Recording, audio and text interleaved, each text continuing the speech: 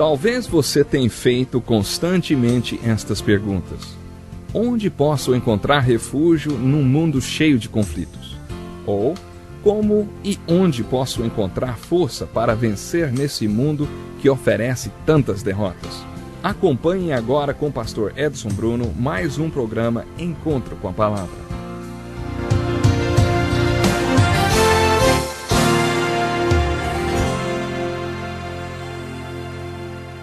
Aqui estamos nós para mais um encontro com a palavra. Bem-vindo para mais um estudo da Santa Palavra do nosso Deus. Esse é o mais importante estudo do mundo, porque nós estamos estudando o livro mais importante do mundo.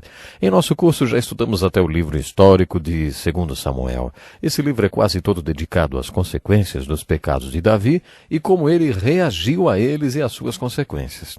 Creio que os capítulos 11 a 18 sugerem que Davi nunca foi um grande homem de Deus até que reagiu à terrível realidade de que tinha pecado. O Salmo 23 é o preferido de muitas pessoas porque ele apresenta uma filosofia de vida completa. Quando você o entende, descobre que ele ensina a viver, ensina a morrer e a errar. Sua filosofia de vida não é completa se não mostrar como viver, como morrer e como lidar com os fracassos e erros durante a vida. Existem pessoas que não sabem como viver, outras que sabem como viver, mas não sabem como morrer.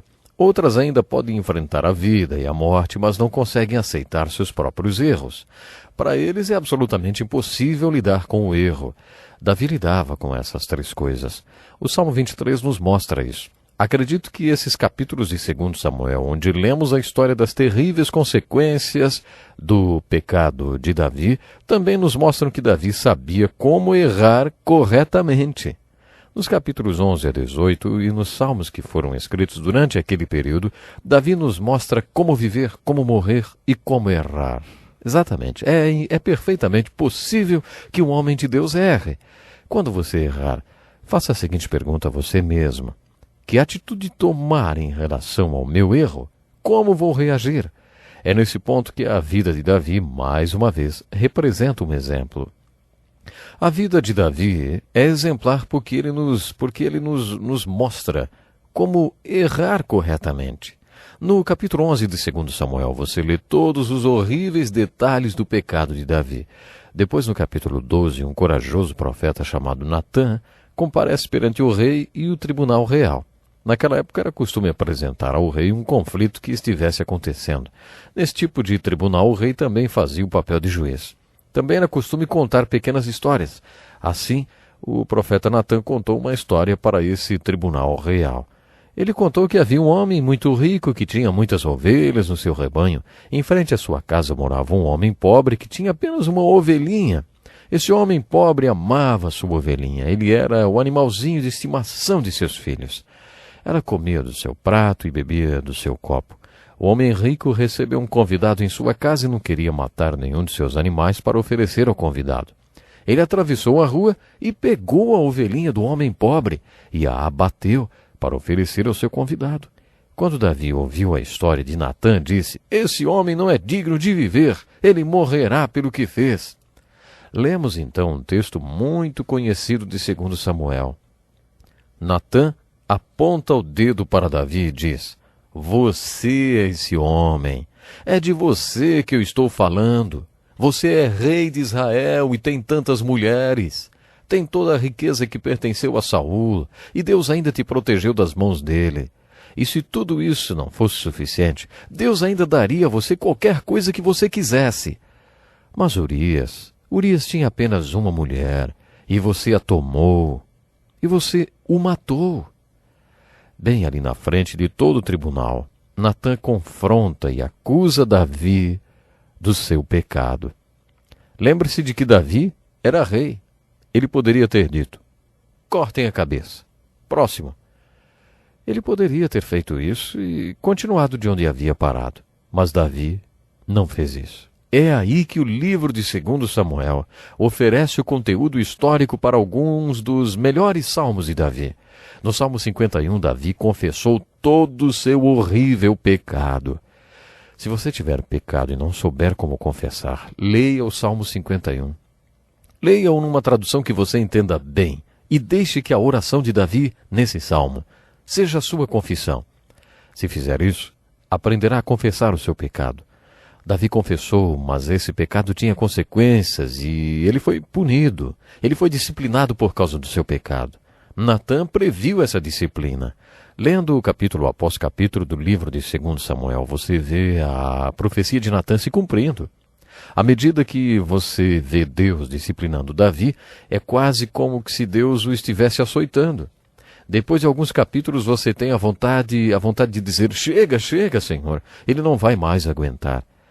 Mas Deus continua a mandar mais açoites sobre esse homem.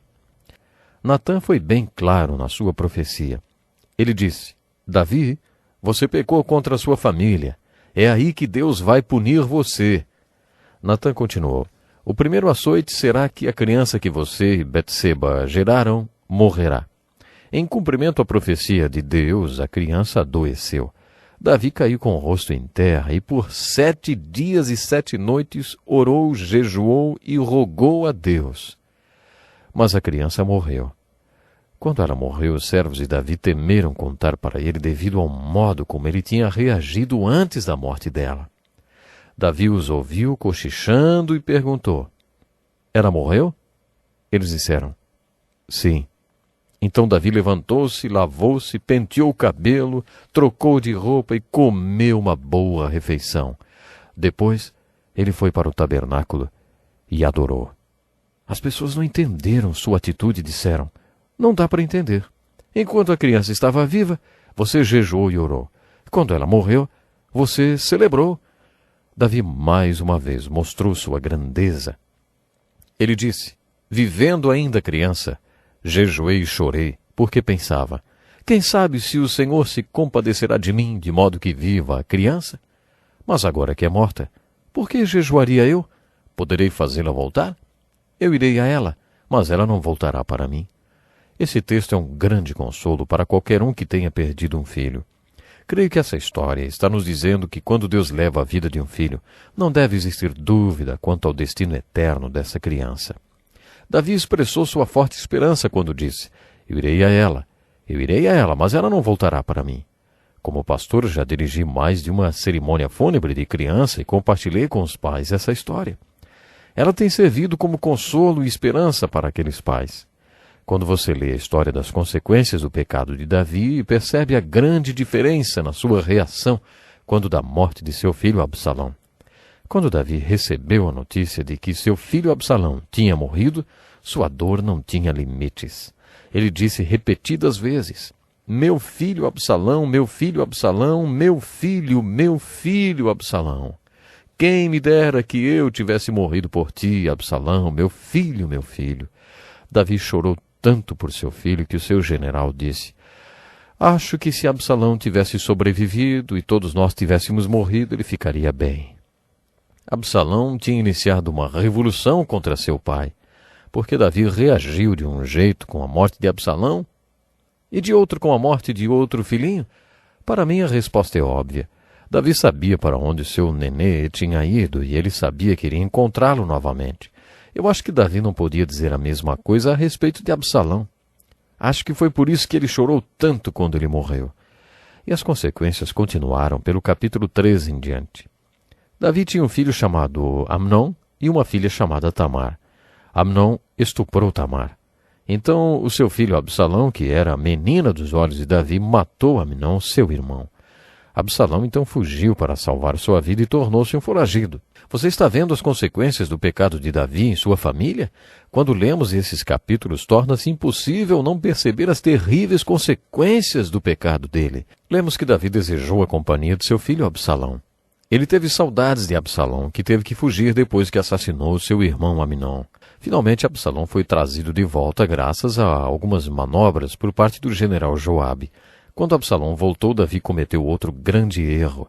Ele não conseguiu perdoar Absalão completamente. Davi disse, torne para sua casa e não veja minha face. Com isso, Davi alienou seu filho Absalão permanentemente.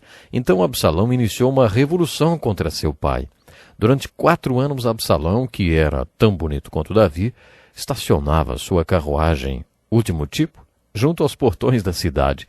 Quando as pessoas chegavam trazendo suas causas para serem julgadas pelo rei, Absalão dizia mais ou menos assim: olha, o rei não tem gente para atender vocês, ele não tem pessoal para ajudar vocês, mas se eu fosse rei, eu faria questão que suas causas fossem tratadas justamente. Quando as pessoas o reverenciavam, Absalão recusava a reverência e procurava mostrar humildade, apertando as mãos das pessoas. Ele fez esse joguinho político durante 4 anos e conquistou o coração de todo o país.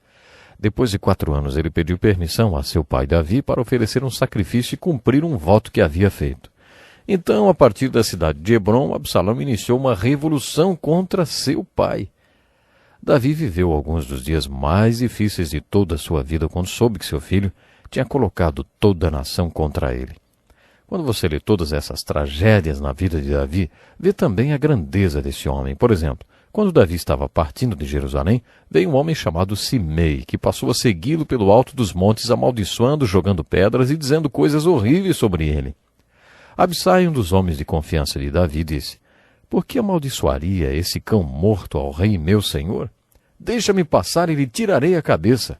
Teria sido fácil para Davi dizer: tudo bem, vá lá e faz isso. Mas Davi disse: deixa-o amaldiçoar. Talvez Deus o tenha mandado me amaldiçoar. Eu mereço. Deixa-o amaldiçoar. E assim, enquanto Davi saía do vale, esse homem o amaldiçoava e jogava pedras nele.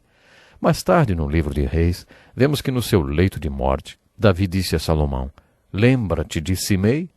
Eu, pelo Senhor, lhe jurei, dizendo que não o mataria a espada. Mas agora não o tenhas por inocente. És homem sábio, e bem saberás o que has de fazer. Salomão então mandou matar Simei.